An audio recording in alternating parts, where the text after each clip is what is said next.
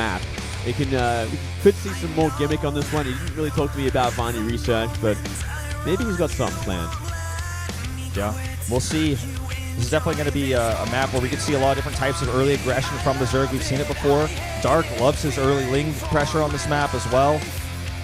This is it. This is going to be the deciding match. Which one of these players is going to the winner's match? And we'll just be one best of 3 away from moving on to the round of 8. Both look so focused right now. Game number 3 here. It's such a dangerous game. None of them want to be at this point. All right, guys, let's go into it. Game number 3.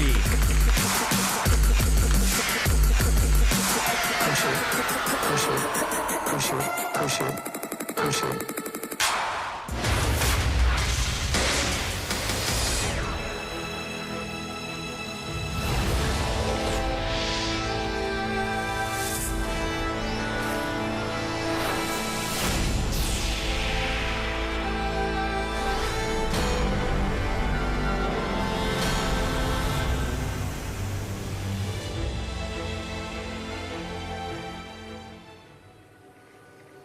Up here in the top, a Protoss player in red is Classic, tying it up in game 2.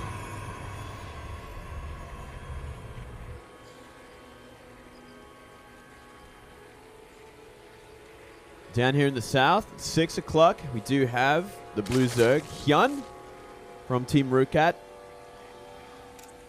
Bit of an upset in game 1, showing a bit of flair. He's always got that style, that originality that a lot of Zergs are lacking these days. But game 2 played more of a standard game, and it just didn't work out.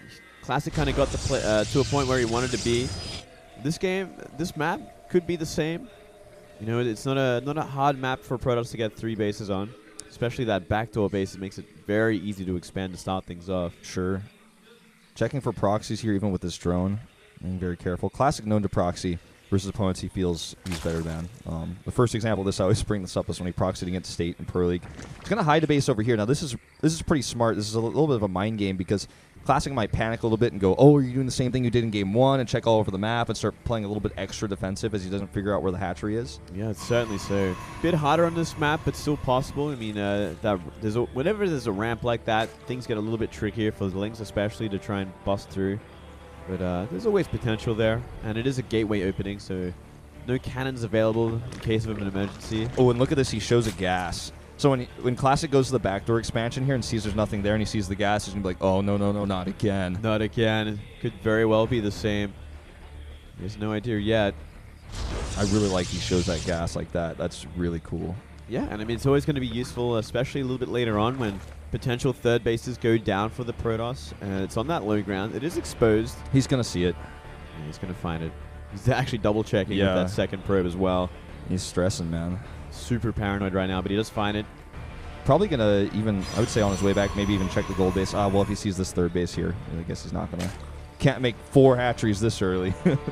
That would be the dream, actually. Maybe in Legacy. Maybe in Legacy you I can. think very well in Legacy you'd have 4 bases by now if you really wanted. On that topic, man, a lot of people, like, there's the controversy, a lot of the, a lot of pro gamers and community members are saying they're not sure if the new economy is good or if it's, like, as good as it could be. But all I think about is, like, the potential for good maps, like community-made maps, Kespa-made maps using the new economy, and, like, how many mineral patches they can put and all sorts of different ideas with that. Like, man, big game hunters, bring it back. I'm so excited. Let's have esports with big game hunters.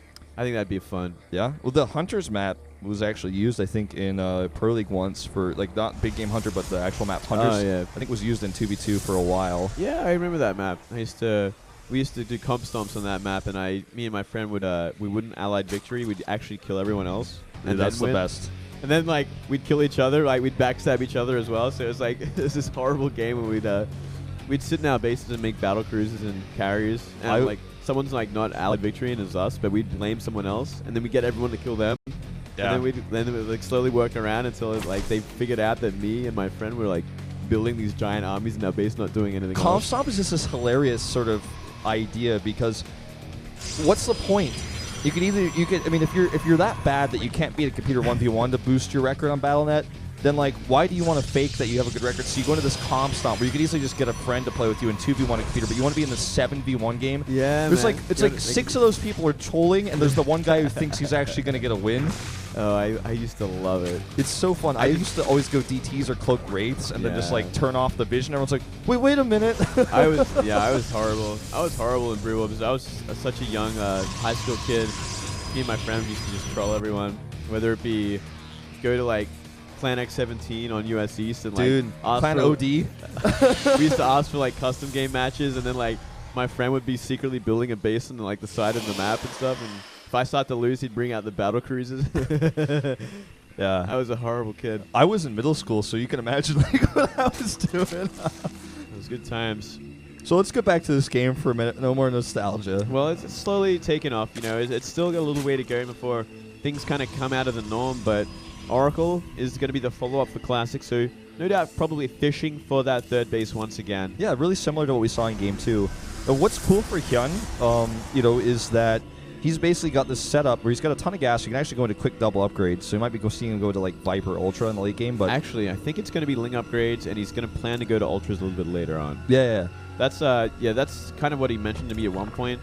He's like, I was thinking about doing something like that, but we'll see. Well, it's totally what I'm saying. But actually, that wasn't even like my main point to say. I distracted myself when I saw his ego chambers. Is what's cool about his situation is that he could take a fourth base basically for free because Classic never pressured his third. So now like his third is already secured in his mind a lot. That was actually his first base, right? So that's going to be the one that mines out second after his main. So if that one's the exposure. So if he loses it, it doesn't matter as much because it doesn't have as much money as the free base is going to be able to take at the back door, assuming he defends warp prisms, right? Certainly so.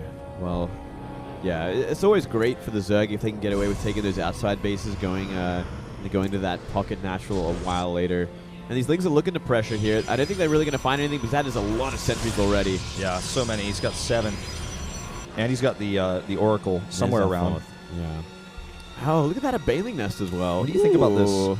I think that's cute. I like that. You think he's going to try to do like speed Bane run-bys or drops? Or I mean, I guess it depends on the situation. Bane drops would be the dream. I think it's what everyone wants to see. But, Banelings in general just help out against Zealots as well, like clumps of Zealots. And if he wants to try and get to Hive without going Roaches or Hydras, maybe that's one way to help out just a little bit. You have a lot of Link Bane, though they are kind of cost inefficient if the force fields are correct. Yeah, true. I know he wants to go into Infestus beyond this there, and there's that Infestation Pit. Yeah. And Aspire. Especially based on what he's seen, there's like so much potential. I mean, he's been able to get 4 bases up essentially now for free without any pressure. He sees a heavy sentry count that Classic hasn't been able to capitalize on. So what does that tell him? It tells him that Classic's not intending on attacking anytime soon, and if he does, he's going to have enough time to deal with it. He also knows that Classic spent 700 gas on sentries, which means his tech is somewhat delayed. He's probably not going to have a blink follow-up early on in this game just yet. It's going to take a little bit longer for that to happen, so he has time to get all these techs up. He has his 1-1 upgrades with the gas he took earlier. Yeah. It's cool. It's a cool two-faceted thing because the gas he took earlier kind of scared Classic, and then now it's just he's got this extra gas he can use for these upgrades and for these additional techs. And we're kind of seeing Classic go into this style that we have seen a lot, especially in Season 2 of Star League, where he wants to slow things down against Zerg. He is in no hurry to end the game like a lot of other Protoss players. He wants to take it late, and just make an army the ideal army that's going to face it just about anything if it's under the right conditions. He sees the Baneling Nest, which hasn't come into play yet. It is going to be Speed Banes. They can actually work really well together with Infestors as well. If you have enough gas to create a lot of them, the splash damage ends up working pretty well. I mean, the biggest kind of tell of this is when Nesty killed a bunch of Thors with Banelings. It just turns out that if you have enough gas to make enough Banelings, with that splash damage, they're just really good if they connect. Yeah. No, it's certainly, if they can lock them down and there isn't too many force fields, there's great potential there. And we have so many gateways being made. You should see, the front of that third base is so walled off right now, as you can see. It is actually ridiculous. He's like, no Banelings touching my nexus. Yeah, nothing's getting in there. Not even ultras would be very effective, and I think that's kind of what he's expecting at this point. He's like, okay, I see what's going on here. You're going to Hive, you have an Infestation Pit, you have everything you need. The Infestation Pit is obviously upgrading pathogen glands right now. Links are upgraded. I know the tech you're going into, so I'm going to be going into Archons. Yep, big Archon Immortal sort of late game comp is probably what we're going to end up seeing here. He hasn't added any Immortals just yet, but he has the Robo to do so. Unless he canceled that earlier. Pretty sure he has that. Maybe he canceled that. He was Yeah. making one, but I think he canceled it because he saw what was up against. So he's like, okay, I'm going to go for a massive gateway timing, just gateway units and Archons, and I'm going to try and steamroll you before you make it to Ultras. yeah, kind of not what we expected. We expected him to do that kind of build that you were talking about, just kind of slow things down. But I think it's based on what he scouted. Yeah. He knows he has this slight window of time to actually hit before these Ultras are ready. And it's going to be a pretty tight one at this point because that Ultra Cavern's half done. 2-2's just about to finish, and 6 Infestors are about to finish up. Oh man, and so much gas being spent into these Banelings, which have been spotted by this high ground pylon. These Stalkers are probably going to die if he doesn't cancel. Okay. Yeah, well, it's the more time that HyuN can buy right now, the better it is. Ultraless Cavern about to finish up. He can only afford about 2 or 3, but if he gets the Fungals to slow this army down, maybe he can kill all the sentries. He's going to be in such a great place when they come out. Okay, 2-2 versus just +2 attack. He's got a ton of energy on these Infestors at this point. He doesn't even want to use them on the Phoenixes. There's no reason. Yeah, and you kept no Templar with this army either for feedback, so he's going to be taking these Fungals on the chin. There we go. Very well said, especially because it's classic, man. Here we go. He actually loses a Stalker early on. Baneling's connecting with a lot of Zealots, so no more buffer here. Oh, the Good pickups. Good lifts, but he fungals the right side of the army. He needs more fungals. He needs the follow-ups. They're doing so much damage to the Stalker army right now. Okay, where are those fungals? Okay, hits a decent one here, but he needs more. He needs more indeed. There's so many Stalkers behind this. More and more Banelings, as well as Vipers consuming for energy right now, trying to get enough for Blinding Clouds to keep the Spine Forest alive. Okay, this is his moment. Time Warp to slow the Banelings. Oh. A beautifully placed Time Warp. There's the Blinding Cloud. He has to blink back. There's a second Time Warp. And the Stalkers continue to blink back, but these Banelings are on creep. They're still just not able to get the connects that he wants, and the Spine Claws have faded away. He's making 20 more Lings, but I think this is it. I think this is over. Yeah, it's looking that way. Just overwhelming amount of Blink Stalkers right now. Ultras are on the way. 3 are in the making, and there are a lot of Lings behind this. But look at the army supplies right now. Look at the supplies in general. Just way further ahead at this point is classic. And he's got such a bank. He can remax whatever he wants. Looks like he's going to do a bit of a split. Some Zealots, some Stalkers here. Deciding to do mostly Zealots at the end of the day because he knows that this is a mostly Ling ball. Because he knows also he's like, well, HyuN, you're dead. You're just making Lings because it's all you can afford. You got the larva to do it. You've got money, but you don't have gas. And he can just micro against a small count of Ultras with this many Stalkers. 4 Ultras on the way here. If any pop out of a bad place, it's going to be messy. I think one's about to pop out of this base. Yeah, well, if he gets the Fungals, maybe the Dream stays alive here, but he's down a base now, and you never want that against Protoss. And here we go. Look at this. Now, These 2 Phoenix are going to create so many problems if they pick up the Infestors. a lot of these Stalkers are low. Blinks on top of that Ultra. That was a great pick off there. There's one Fungal, but he needs more than that. And the Ultras are attacking small groups of Zealots instead of hitting the Stalkers they want. It's overwhelming at this point. There's way too many in numbers. That's going to be it. There's no way you can survive this. Good micro here by Classic. Take that last Ultra down. And HyuN, some good builds here in this series. We're very well prepared. The Classic, the defending champion, has had enough. GG. Yeah, Classic just way too strong. He scouted exactly what the build was going to be from HyuN. And from there, he could shut it down with that huge roll-in with Archons. Very interesting, creative build. We actually haven't really seen that kind of counter to this build before. Usually it'll go a lot later into like Tempest. Yeah. What do you think about the Banelings? It didn't seem like they were too useful. They did clear up those Zealots before the fight happened, but with the Phoenixes lifting up those Infestors, he still couldn't get the Fungals he wanted on top of the Stalkers anyway. Yeah, it really comes down to how big of clump can you detonate on, and it's always going to be like such a rare thing for it to happen the way it does, or the way it did. It's just so expensive in gas. And if there's Blink, like, what are you possibly going to do, you know? You have to have Fungals with them.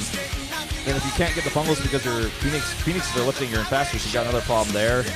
And I don't know, his run-by attempt got scouted because he was a bit haphazard with how he used it. He used it right next to the main base, so pretty good chance that's going to get seen. Yeah, that's right. So, guys, we're going to take a short little 5-minute break before we go into our second match. We'll be right back. I love to watch you walk away.